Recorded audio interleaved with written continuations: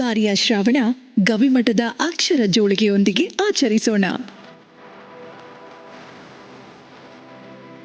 ಅಕ್ಷರ ಜೋಳಿಗೆ ಸಂಸ್ಥಾನ ಶ್ರೀ ಗವಿಮಠ ಕೊಪ್ಪಳ.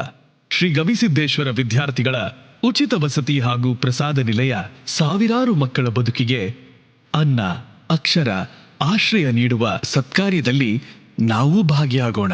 ಬನ್ನಿ, ನಿಮ್ಮ ಹಣೆಯ ಬೆವರ ಹನಿಯಿಂದ ಅಕ್ಷರ ಜೋಳಿಗೆಗೆ ಬಂದ ಹಣ ಸಾವಿರಾರು ಮಕ್ಕಳ ಹಣೆಯ ಬರಹವನ್ನೇ ಬದಲಿಸಲಿದೆ.